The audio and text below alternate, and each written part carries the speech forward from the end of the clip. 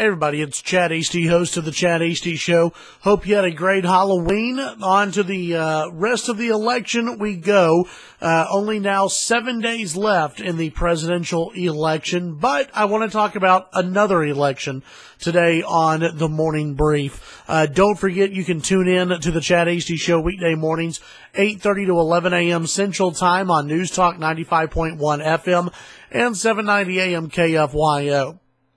The race I want to talk about today on the show having to deal with the 2018 primary and Ted Cruz.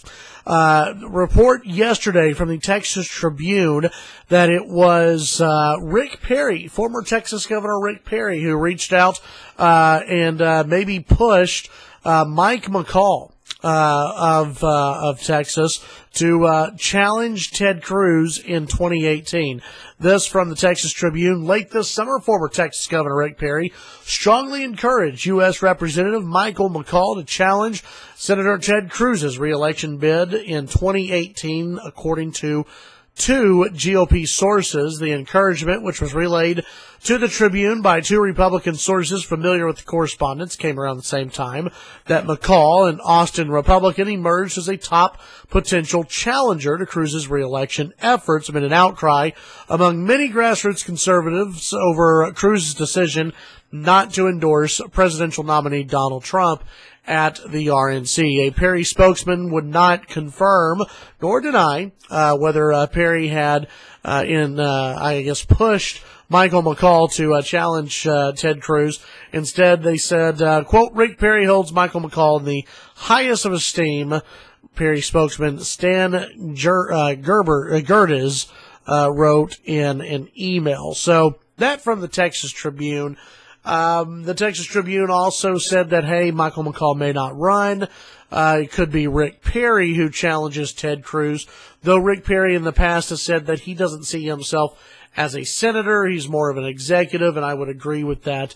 I don't see Rick Perry challenging Ted Cruz. I don't see Rick Perry in the Senate. I don't think he would like it. So what do we make of this? Rick Perry pushing Michael McCaul to run against Ted Cruz. Couple of things here.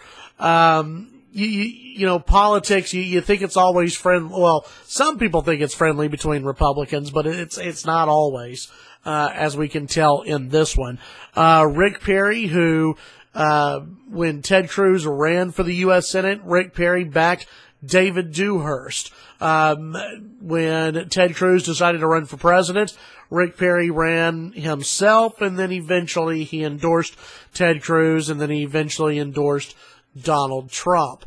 So Rick Perry's kind of all over the place on this one. It's going to be interesting to see, as we get closer to 2018, if there's any momentum on really unseating Ted Cruz.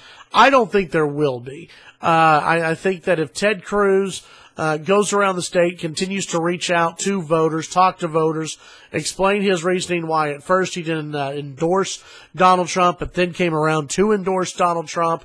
If he were to explain that, really connect with voters, I think he might be okay. A Michael McCaul versus Ted Cruz race would be interesting. McCaul has money. He could absolutely mount a serious challenge to Ted Cruz. But the problem is, who are conservatives going to want? I think that as we move forward from this presidential election, the grassroots, they're going to want fighters. Are they going to see McCaul as a fighter, or are they going to see him as a D.C. insider running against Ted Cruz, who is still considered by many a grassroots favorite? It's going to be interesting to see what happens. If I'm Ted Cruz, I'm not too worried about this right now. I'm not too worried that Rick Perry pushed Michael McCaul.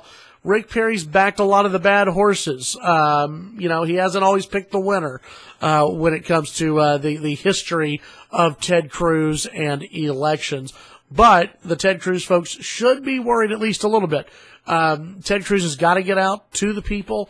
I think he needs to hold some town hall forums. I think he needs to tour the state a lot more and do a few more media interviews after the election.